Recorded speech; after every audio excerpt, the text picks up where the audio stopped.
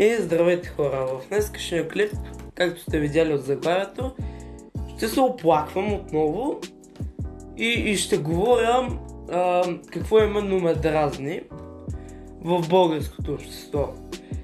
Нека да кажем първо поред да започвам с феновете на МБТ. Нали знаете? Млади, богати тарикати. И какво искам да кажа за тях? Нито искам да ги псувам, нито нищо. Просто искам да кажа, че са пълни идиоти.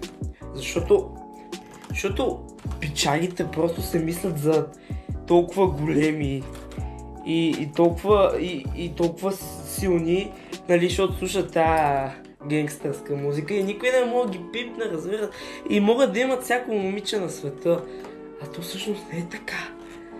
Те също са просто едни пръдловци, които не заслужават абсолютно нищо. И се мислят за много големи. И сега дори ще ви разкажа една случка. Всъщност аз не съм присъствал, по-скоро са ме разказвали на мене. Правилно, едни му приятели са били в Макдоналдс, дигали са много шум, МБТ фен, ТКГ-ите, защото МБТ фен и ТКГ е почти едно и също. Дигали са страшно много шум, управителят да е излязъл и скарал им се и те са му се нахвърлили на бой. Не мисля, че това е много нормално. Защото, знам, да се мислиш за най-големия, защото слушаш някаква сатанинска музика, дето аз като я чуя и млади, богати тарикати, брат ме, топки в чинията, брат ме, ама не е уриз, получавам гъч. В смисъл, това не е нормално. И те някакво ходят и слушат тази музика.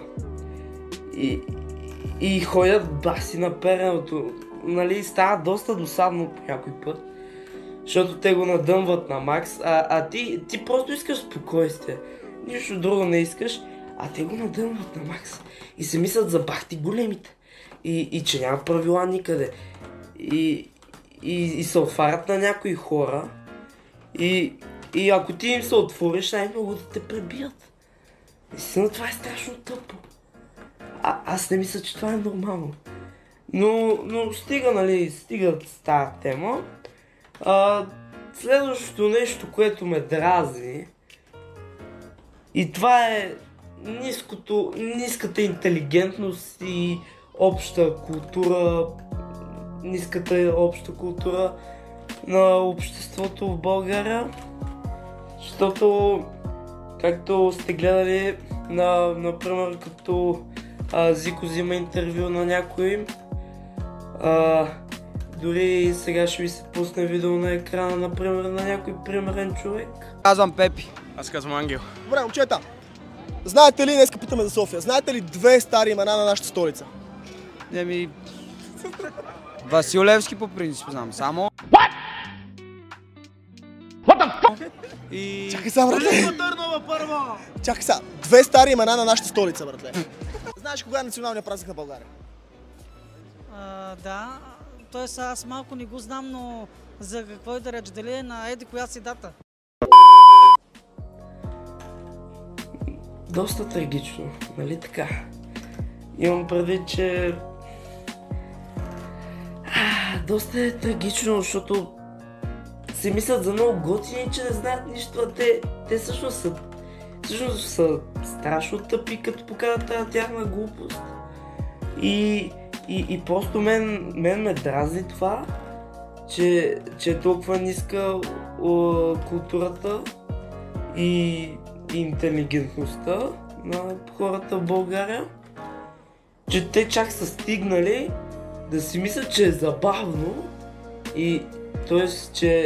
че са много интересни, когато те всъщност не знаят. И това просто не може да ми побере ума как може да си толкова тъп. И всъщност тези хора, които са някъде 50% от обществото, те всъщност са тези МБТ филмари. И повечето от тях слушат МБТ. Това е пълната потия. И нека, нали, и това да оставим настрани и малко да обсъдим отношенията между хората и по-скоро да засегнем темата между момче и момиче отношенията. Изграждат се някакви критерии, които са страшно тъпи, като например момичето изгражда определен критерий. Трябва да е силен, трябва да има големи мускули, трябва да му се виждат вените, трябва да носи маркови дрехи, да. Трябва да слуша МБТ, например. И не знам защо се изграждат тези тъпи критерии. И сега да не кажете нещо, критериите също са и при момчетата. Голям гъс, големи цици, пълна курва, да прави свирки 24/7 и някакви други простоти, които не мога да разбера, що са такива.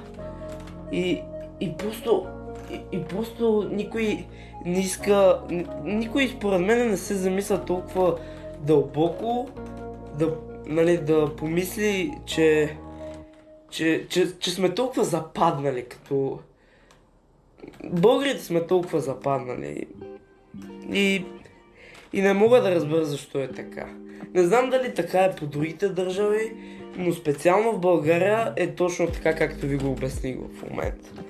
И не мога да разбера защо е така. Аз нямам отговор на всичките тези неща, които изборих, защо са така. И честно казано, бих се заел да оправя тези проблеми на обществото, ама съм на 12.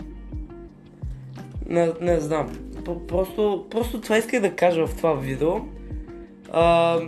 Нали, ако сте съгласни с мене, да знам, пишете долу в коментарите. Ако YouTube пак реши да ми изключи коментарите, не пишете. То вие не можете. Да, и ако ви е харесало видеото и предполагам сте съгласни с мене, дайте лайк, абонирайте се за канала и и моля ви хора, не стигайте до нивото на тези западняци.